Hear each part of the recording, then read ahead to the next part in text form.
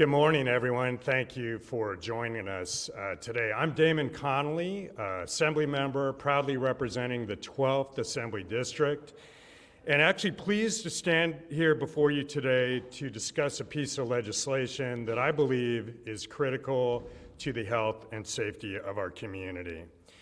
Joining me today are a number of folks I'll quickly introduce, and we will be hearing statements from several of them. Marin County Supervisor Mary Sackett, welcome Mary. Dr. Heyman O, Gwen Froh, Policy Director for Marin Safe Routes to Schools, Police Chief Rick Navarro from the City of Mill Valley. Would additionally like to welcome San Anselmo Mayor Steve Burdo, welcome Steve, Tiburon Mayor Alice Fredericks, members of the San Francisco Marin Medical Society, Dr. John Ma and Dr. Ed Alfrey.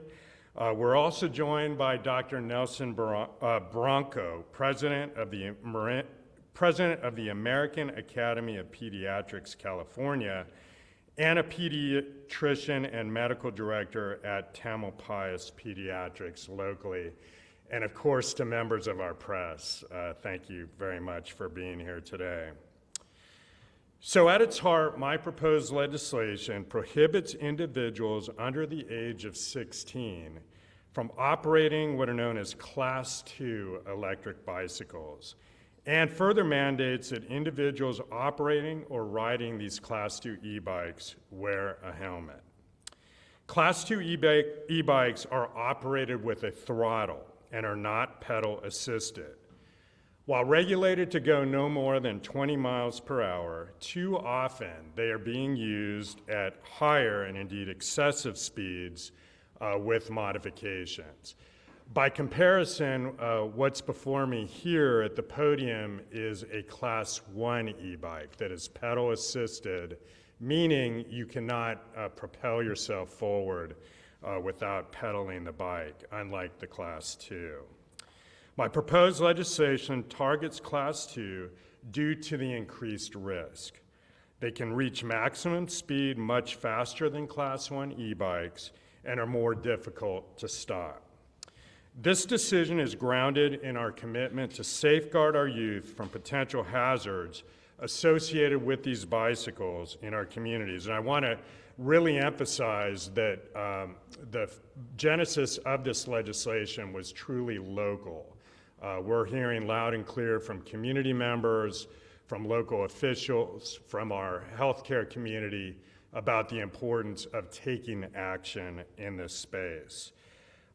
This is an issue we are receiving, as I mentioned, a tremendous amount of input and expressions of concern on. Today, our speakers will be discussing the impacts of this proposed legislation for our district, risks to public health and safety, and local enforcement efforts. As Supervisor Sackett and Dr. O will address, Class II e-bikes are particularly dangerous for our youth.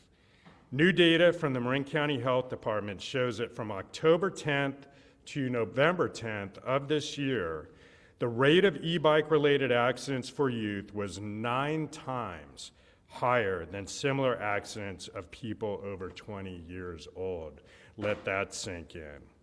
We believe that setting an age limit for operators will significantly reduce accidents and help ensure that our streets remain safe for everyone. Another theme you're going to hear frequently today, and certainly coming from me right at the top, our priority is to strike a balance between encouraging the use of sustainable transportation, something I have been long a champion for, and ensuring the safety of our community members, particularly our young riders. I'm confident that with the support of my colleagues here today, and again, thank you everyone for being here, as well as in the legislature when we reconvene a couple of short weeks from now, we can move forward with this bill to better protect our citizens and promote a safer and more sustainable future for our community. So I look forward to engaging in constructive discussions with fellow lawmakers, community leaders, stakeholders, residents, of course, to refine and advance this important piece of legislation. So with that, I'll now hand it over to Marin County Supervisor Mary Sackett, and again, thank her for her leadership on this issue. Mary.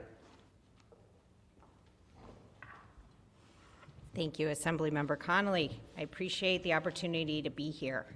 I see e-bikes as a great way to get people out of their cars, to exercise, and to help our kids build independence. I rode my e-bike in front of us to the Civic Center today, and I will tell you I appreciate getting a little sunshine on these short days. The more people that are on bikes, the better. It's better for our community, it's better for our environment, and it's better for us as individuals. And Marin County has a history of being a biking community. So seeing more and more bikers on the roads really illustrates the Marin commitment to collectively ensuring that we are doing the best that we can for our environment, that we are really committed to active transportation, and our underlying ethos towards public health and safety. And we also have to mention that the topic of mental health. And we know that teens are really suffering in the area of mental health coming out of the isolation and technology overload of the pandemic. All that being said, we have to also look at the safety. I see e-bike safety through a couple lenses. One, as a parent of a middle school and a high school students who ride their bikes. As an e-bike rider myself, and as a local policymaker. We need a level-headed, layered approach to elevate e-bike safety, especially for our youth. And I'll tell you from the discussions in my kitchen that Class 2 throttle bikes are what kids want. We know that's what they want. And I'll also tell you that they feel invincible. I heard just yesterday of, I won't get hit by a car. It won't happen to me, Mom. I'll get out of the way. They really do feel invincible. There's no one thing that we can do to change teenage behavior, but there are things that we can do, and I'm glad we're here today to do something. The first layer I see is providing education for the buyers. We want to provide that education to support and to follow up on the data that we've been collecting. Buyers of e-bikes need to know that a throttle is very different than a conventional pedaling bike, and it's also very different than a pedal assist. This proposed legislation would prevent youth under the age of 16 from riding a Class 2 e-bike. We also need to educate and talk about the maintenance required for e-bikes. We're hearing more and more from local bike shops that one, they're not selling Class 2 e-bikes, and two, that they're not providing maintenance for anything that they aren't selling. Yet we know there's a proliferation in our community. And because of this throttle that many of the Class 2 e-bikes have, brakes and the brake maintenance is incredibly important. Another reason why shopping local is imperative, so that we ensure that what you buy, you have somebody who can provide that service and maintenance for you. By limiting youth under 16 to Class 1 e-bikes, they will have the capacity to go 20 miles per hour using a pedal assist function to get to their schools, to their activities, and to their friend's house, to get out and to improve their mental health and to be outside, while also providing some limitations. So another layer is education. Road safety education is essential for all road users, not just bicyclists, but it also includes e-bikes. And what's the difference? So Marin Public Health is collecting local data on e-bike injuries. And this has really been led and pushed by our partners at Marin Health, who are here with us today, who told us what they were seeing in the trauma centers that led us to start collecting data. So we will continue to provide the data on what the injuries are that we're seeing on conventional bikes versus e-bikes on the Marin County Public Health Data Dashboard.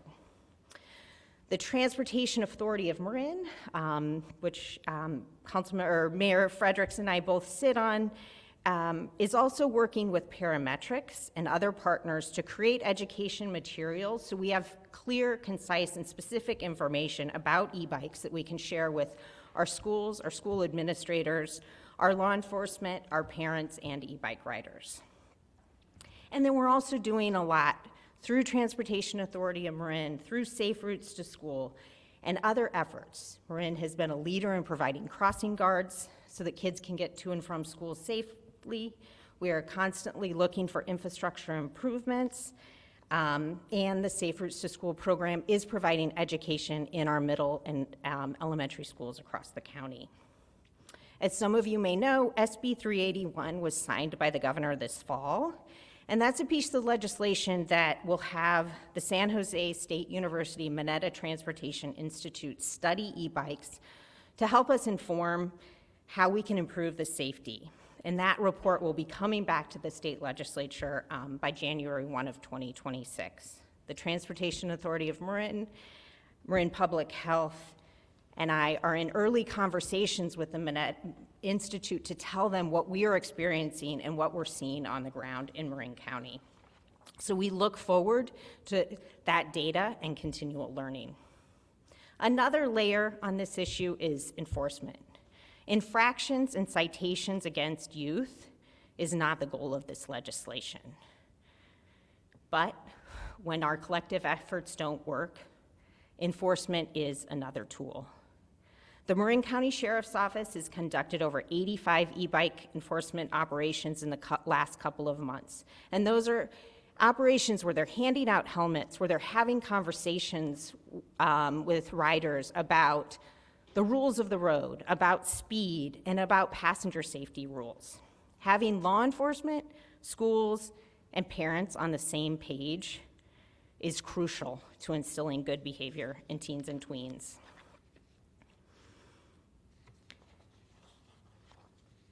And the layer that we're here to talk about today is legislation for youth under 16.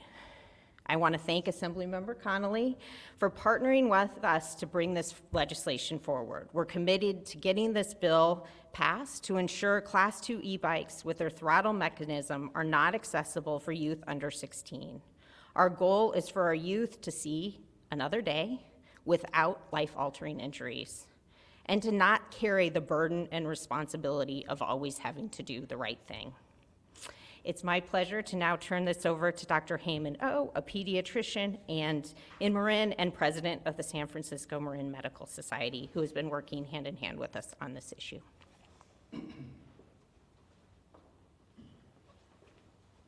Thank you.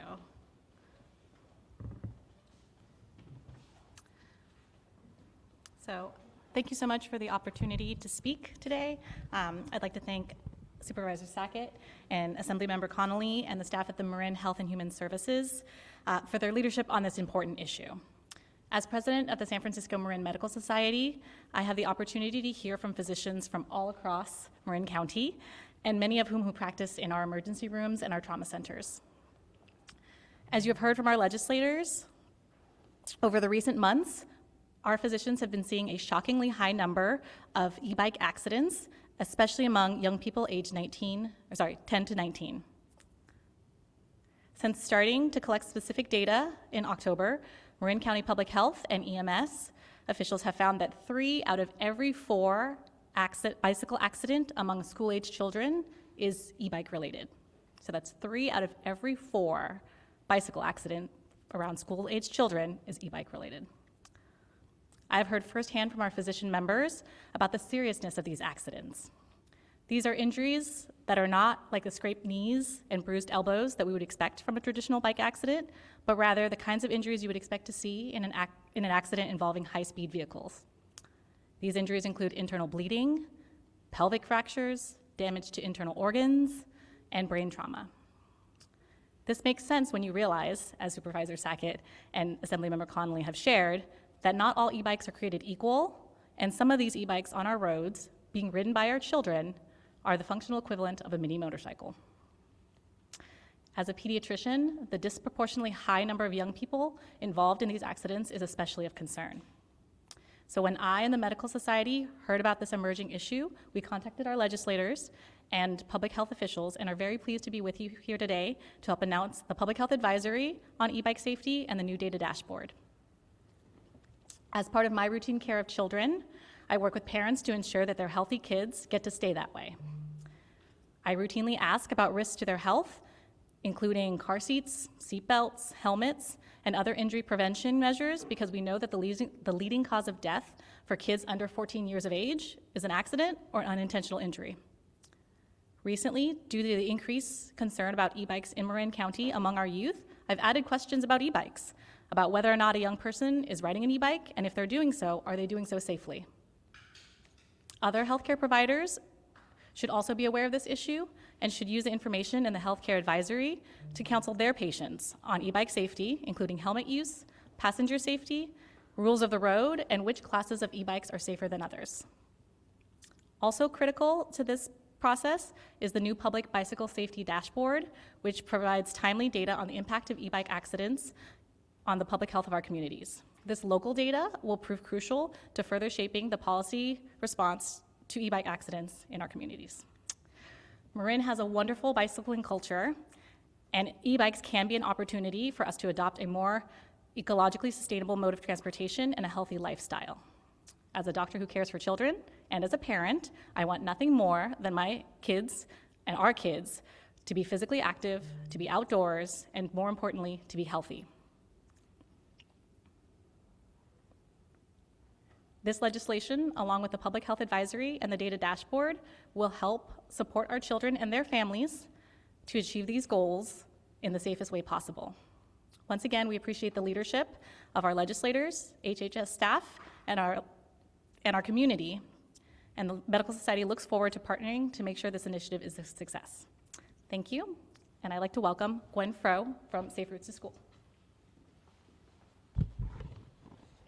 Hello, I'm very pleased to be here today over a matter that's near and dear to my heart, which is student safety while riding bicycles.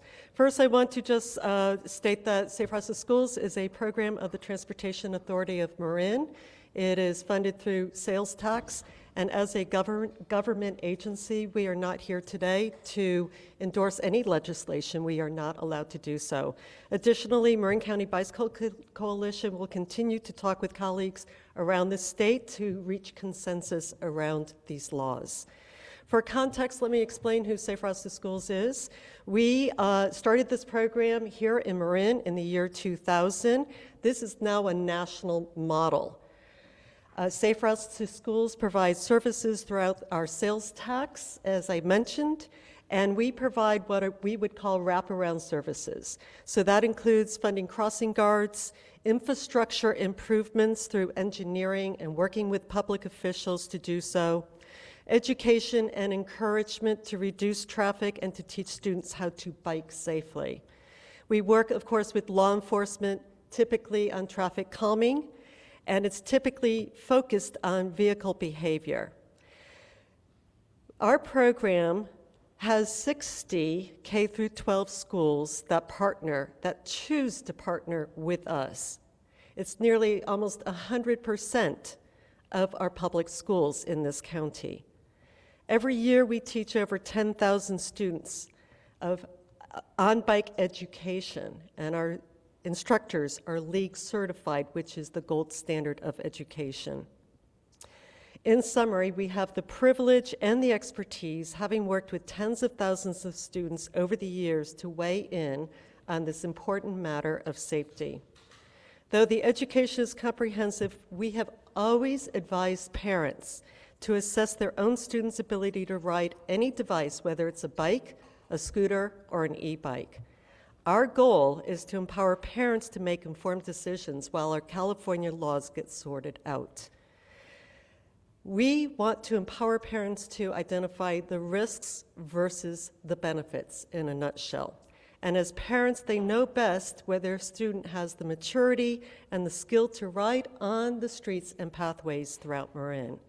And in fact, they are legally and financially responsible for their own student.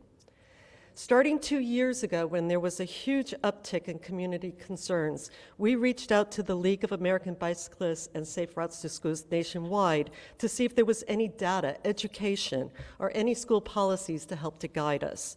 There was very little, so we started our own research and put out information to parents. E-bikes are electrifying the future. They are here to stay, but here's what you need to do to make informed decisions. And as you've heard, not all e-bikes are created equal, and we want to give parents as much information to make informed decisions. We want them to go to the local stores to buy them so the stores can help make the assessments on what bike is appropriate for their students.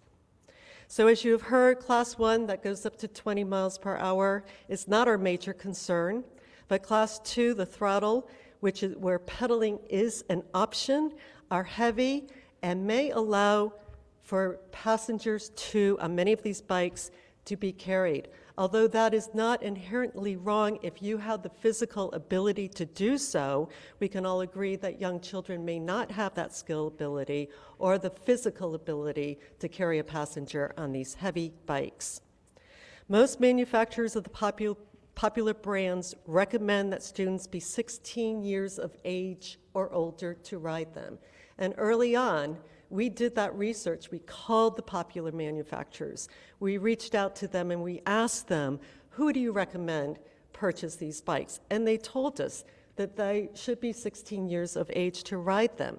Now, whether that is an arbitrary age or not, we are still in conversation about it. But putting forth what the manufacturers said themselves, that students should be 16, we hope that we got in front of this with our schools and with our parents to at least make this informed decision.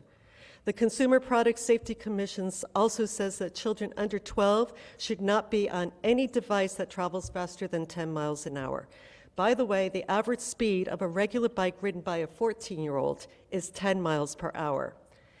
We would all agree in this room that putting a 4-year-old on a bike that goes 20 miles an hour, that perhaps can be overridden to go faster than that, is not sound policy. And as you heard from Supervisor Sackett, we are seeing that the brakes on these devices wear out rapidly. We had a student recently show up to one of our classes dragging his feet because his brakes had failed.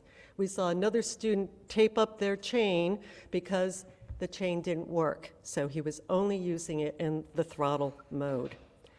So some parents reached out to us and they said, these are nothing but mini motorcycles, and we got hoodwinked into buying one for my students. Again, our goal is to set students up for success and not for them to carry the burden or the blame of their actions. We know that students will make mistakes on our roads. We know that our roads need to be improved for infrastructure. But we can also agree on the fact that a crash going 10 miles an hour has a different consequence than a crash at 20 to 30 miles per hour. So we need to make sound decisions for the sake of our children. I'm actually very proud that our community is prioritizing biking. Always has done so, always will do so. In light of what was going on and the fact that our administrators were on the front lines of all these concerns, they could have shut down the encouragement programs at their schools. They could have said, no more promoting biking on our campus, thank you very much. Instead, what did they do? They reached out for the resources that we could provide to inform their parents of these decisions.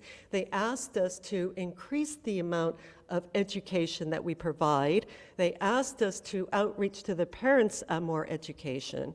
And our county funded, through Marin County Bicycle Coalition, an e-bike smart Marin class for teens, which has been embraced and quite honestly is so popular that there's now a wait list. This is the on-bike education specifically for e-bikes. We are pulling together as a community to serve our students and the community at large. We recognize what's good for students is good for the community at large. We are committed to that. We will pursue that. And I am very much looking forward to working with my colleagues throughout this county, throughout the nation, to provide the safety that these kids need while encouraging the independency that this new technology affords. Thank you very much. I'm going to turn this over to Chief Navarro from Mill Valley.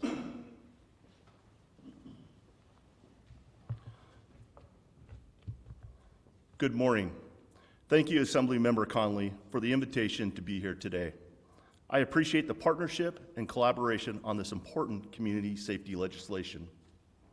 I applaud you for bringing the four corners of our community together to improve safety on our streets. In Mill Valley, our City Council was the first in Northern California to adopt an ordinance to address serious safety issues our community is facing related to e-bikes. Because we wanted to refrain from sending our youth to traffic court, we looked at restorative intervention measures that we could put in place for e-bike rules of the road violations. After we spent a year of education and warnings, we sought an ordinance for enforcement that allowed us to partner with Gwen and her team at the Marin County Bicycle Coalition. This partnership enables us to issue citations to our youth who have violated rules of the road to attend an e-bike safety course through the Marin County Bicycle Coalition, and their parents must attend a 1-hour online safety course conducted by our officers. Our ordinance went into effect on May 3rd, 2023, and we have issued 53 citations thus far. I am honored to stand among this group, as I believe this legislation will help improve safety in our communities and provide consistency among our law enforcement jurisdictions. I will now turn it back over to Assemblymember Connolly. Thank you to all the speakers. Really great job. So just one final thought before we open it up to questions, and if I can take the liberty of kind of calling myself a grizzled veteran of the legislature after 1 year at this point, what continues to be reinforced is that the introduction of a bill is really but the first step on a journey toward converting policy into law. So we fully expect that there's going to be a lot more discussion, debate, proposals around this, and just really want to reinforce to all our partners that we welcome that. And I think what you heard is this is going to really have to be a multi-pronged effort at all levels of government to deal with the health and safety aspects, the important educational component to this, as well as enforcement, meaning in an appropriate way for what we're talking about. And I think you heard some ideas around that as well. So really, again, we just want to say we recognize the concern in the community around this, the urgency, but also the opportunity and need to really take a balanced approach to achieve all of our community goals, not just the well-being of our kids and our community, but also promoting health and safe biking as well, which we're all very much for. So with that, why don't we open it up to questions, and we'll kind of just call on folks as the topic dictates, as we hear what's on your mind. Yes? I have two questions. So there isn't an age limit right now for these bikes at all, as far as legally? Great question. So there's an age limit, which is 16 for what are called Class 3 e-bikes. We have not specifically addressed those, but they're covered in existing statute. Those are bikes that are pedal assist but can go all the way up to 28 miles per hour. So 16 or over, helmet. So really what this legislation does fairly straightforwardly is simply amends that statute to include Class 2 in the same category, as again, as distinguished from Class 1, like what's before us here.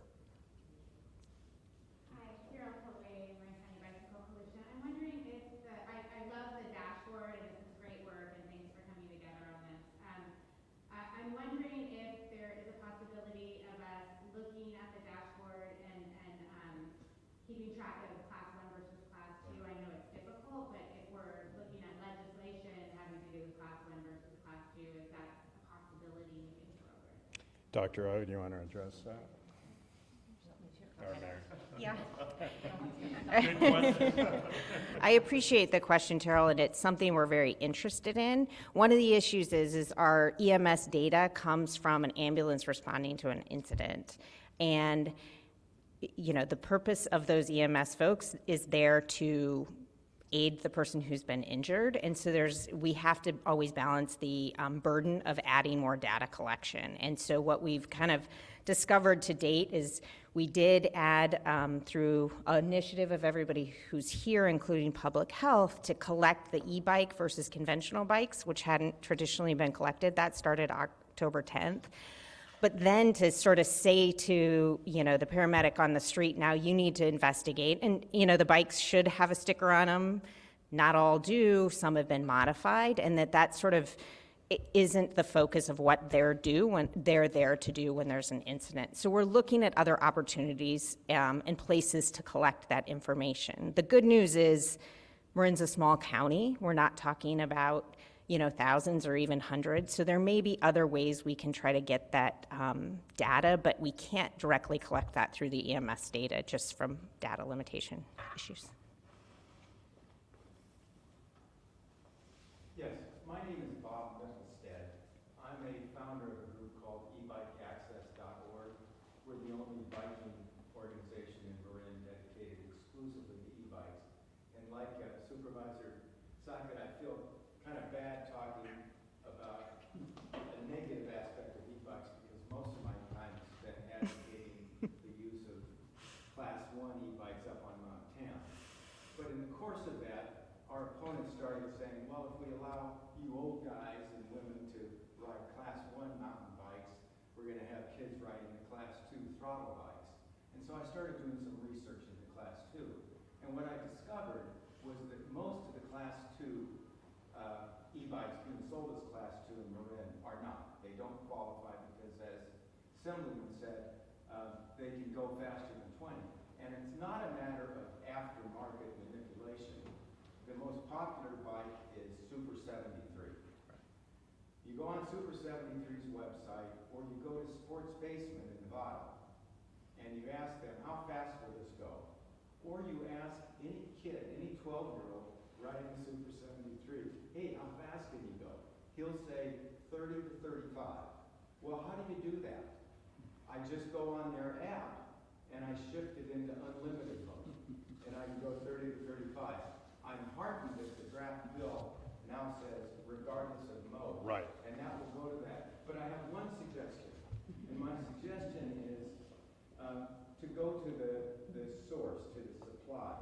And I wonder if it's possible for you all to sit down in Sports Basement and describe to them, if you agree with my analysis, that Super 73 does not qualify as a Class 2 because by their own admission, their motor works faster than 20, and bring to their attention that they face some liability because they're selling something that they're selling as Class 2.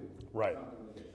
So thank you, Bob. You raise a couple of issues. So one is addressed by our legislation, as you know, where we say regardless of mode, right? So in other words, if someone's attempting to move away from the speed limitation, et cetera, it falls outside of a definition. Secondly, it's important to recognize that it's currently unlawful to modify these bikes to go above and beyond the specified speed limits.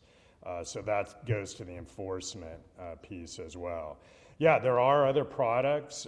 Perhaps they're being falsely represented. That's something we should talk to these shops about. But beyond that, also making sure we're clarifying what certain products are and aren't as well. So I think your point is well taken. And if I could just add one point, I've talked with several local law enforcement groups about enforcing the current law. I mean, I applaud 150% of your legislation, but the current law is you've got to be 16 to ride a moped or a motorcycle and have a driver's license, unless it qualifies as a Class 2 e-bike with a throttle. And so if I'm right, that Super 73s and Sunrons and any number of Chinese imports that you can see on the internet are not legal class 2. They can be, the existing law can be enforced right now. That's right. And those bikes can be impounded. I know it's a huge enforcement thing, and the police have a lot of things to do, but in the interim, in the time it's going to take to get this passed, there are things that can be done if there's the political will and the resources to do it. Yep. Mary, did you have anything to add on? I think we covered it, but yeah, okay. Thank you. Yes. I just have one more question. Whoever wants to take it, a message for people who have just bought one of these, have got a bow on them in the garage, they're gonna open them in a few days. Not one of these, but the level 2. What do we tell those parents before something like this passes? What should they do when their kid wants to ride it on Christmas Day? Be aware of the risks as much as it's important to to be cool in school and get what everyone's getting. There are risks to this product. So I think it starts with the kids themselves, but also parents. Again, in Marin, we have a lot of infrastructure around education that people should utilize and just have eyes wide open.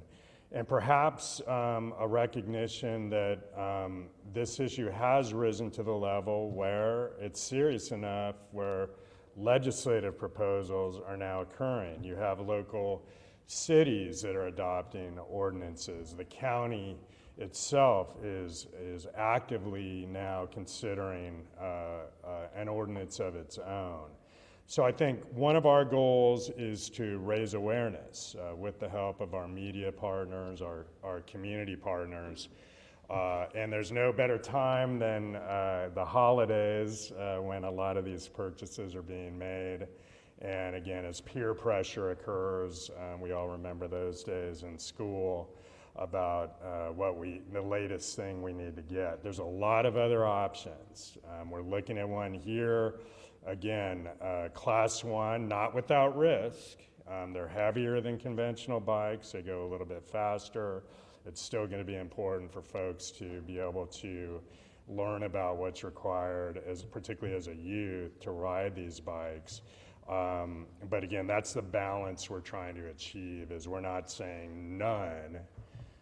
We are saying let's look at the highest likely cause of incidents and try to address that head on as we gather more data and refine dashboards and all of those tasks as well.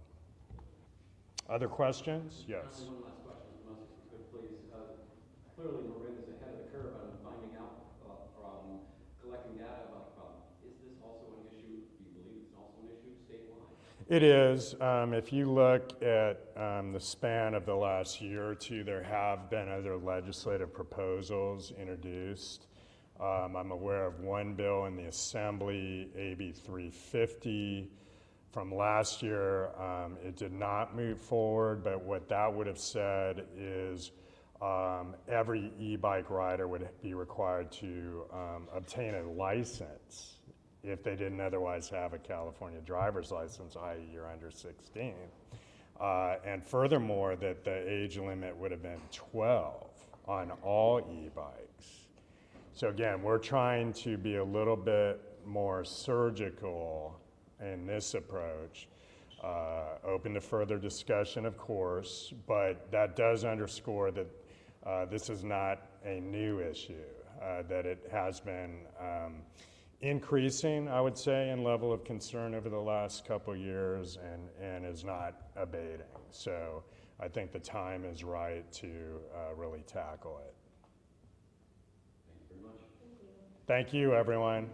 Have a great day.